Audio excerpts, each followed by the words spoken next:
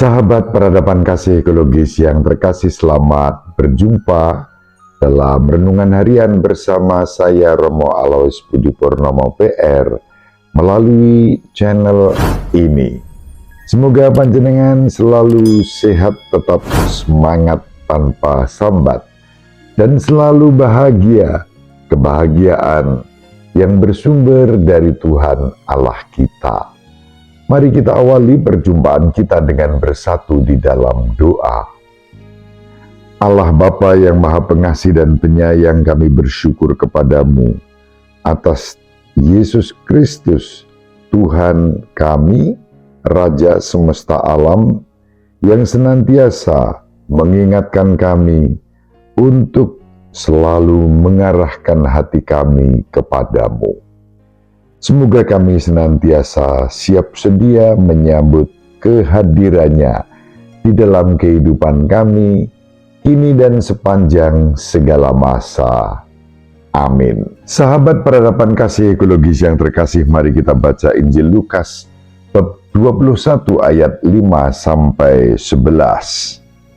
Ketika itu beberapa orang berbicara tentang bait Allah dan mengagumi bangunan yang dihiasi dengan batu indah dan berbagai macam barang persembahan. Tetapi Yesus berkata kepada mereka, "Akan tiba harinya segala yang kalian lihat di situ diruntuhkan, dan tidak akan ada satu batu pun dibiarkan terletak di atas batu yang lain." Lalu murid-muridnya bertanya, "Guru, bila manakah hal itu akan terjadi? Dan apakah tandanya kalau itu akan terjadi?" Jawab Yesus, "Waspadalah, jangan sampai kalian disesatkan. Sebab banyak orang akan datang dengan memakai namaku dan berkata, 'Akulah dia,' dan saatnya sudah dekat.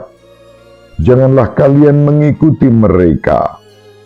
Dan bila kalian mendengar kabar tentang perang dan pemberontakan, janganlah kalian terkejut, sebab semuanya itu harus terjadi dahulu. Tetapi itu tidak berarti kesudahannya akan datang segera." Kemudian Yesus berkata kepada mereka, "Bangsa akan bangkit melawan bangsa, dan kerajaan melawan kerajaan. Akan terjadi gempa bumi yang dahsyat, dan di berbagai tempat akan ada penyakit sampar dan kelaparan. Dan akan terjadi juga hal-hal yang mengejutkan dan tanda-tanda yang dahsyat dari langit." Demikianlah sabda Tuhan. Terpujilah Kristus. Sahabat peradaban kasih ekologis yang terkasih, Injil pada hari ini menampilkan kepada kita sikap Yesus yang mengajak kita agar selalu waspada dan berjaga-jaga untuk menyambut kedatangannya. Tentu bacaan ini memiliki konteks liturgis dalam rangka akhir tahun liturgi kita. Kita sudah menutup dengan Hari Raya Kristus Raja pada hari Minggu yang lalu, dan minggu yang akan datang merupakan Minggu Advent. Advent saat kita mempersiapkan menyambut kedatangan Kristus. Kedatangan Kristus dalam arti perayaan Natal yang akan kita kenangkan kembali. Sebelum Natal, kita mempersiapkan diri dengan masa Advent selama 4 minggu masa Advent. Advent pertama, kedua, ketiga, dan keempat. Injil hari ini dapat kita baca dalam konteks liturgis tersebut. Secara rohani kita bisa belajar bahwa menyambut kedatangan Yesus memang tidak hanya pada masa Advent dan Natal, tetapi juga setiap saat di dalam kehidupan kita. Secara personal, Tuhan kita Yesus Kristus akan datang menjumpai kita, menjemput kita. Itulah yang disebut saat akhir personal kita yang kita alami melalui peristiwa kematian.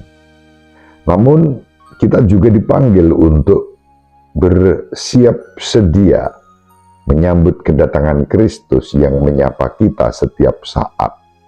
Kristus hadir dalam diri saudari-saudara kita yang paling hina sekalipun, maka segala sesuatu yang kita lakukan kepada mereka yang paling hina sekalipun, itu kita lakukan untuk Tuhan.